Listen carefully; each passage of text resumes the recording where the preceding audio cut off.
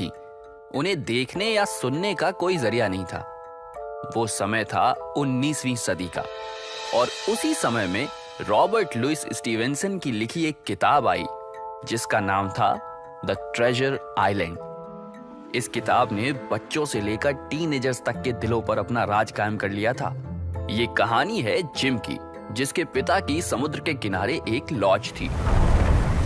एक दिन उनके लॉज में एक बूढ़ा मछुआरा आया जिसके पास एक बड़ी सी तिजोरी थी। वो मछुआरा लंबे कद का था, उसकी कदकाठी बहुत मजबूत थी, उसके हाथ खुरदरे और उन पर चोटों के अनेक निशान थे। उसके एक गाल पर तलवार की चोट का गहरा निशान था। वो पूरे दिन लॉज में पड़ा पड़ा शराब पीता रहता और एक पुराना समुद्री गीत गाता रहता।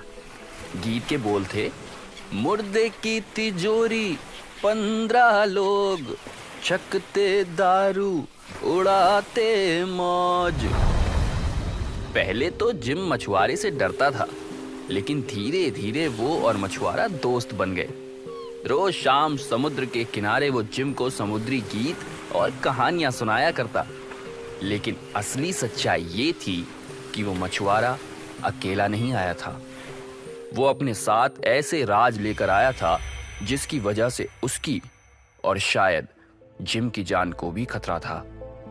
एक दिन अचानक एक अंधा भिखारी उस लॉज में आया और उसने मछुआरे के हाथों में कोई चीज थमा दी।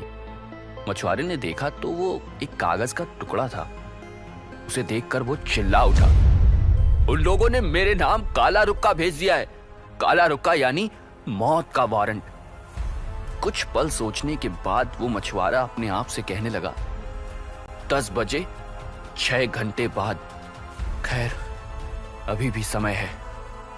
ये कहते ही वो झटके के साथ खड़ा हुआ, लेकिन एकाएक उसकी सांस उखड़ सी गई और वो थम से फर्श पर गिर पड़ा। जिम ने उसे बचाने की बहुत कोशिश की, लेकिन मछुआरे की मौत हो चुकी थी। आखिर कौन था ये रहस्यमयी मछुआरा और खजाने के किस राज के बारे में जानता था वो, जिसकी वजह से उसके नाम काला रुक्का भेज दिया गया था? और कैसे एक 12 साल का लड़का जिम जा पहुंचा एक ऐसे निर्जन टापू पर जहां कीमती खजाने के साथ दफन थे ऐसे राज जो अगर सामने आ गए तो किसी भी अनहोनी को दावत दे सकते थे।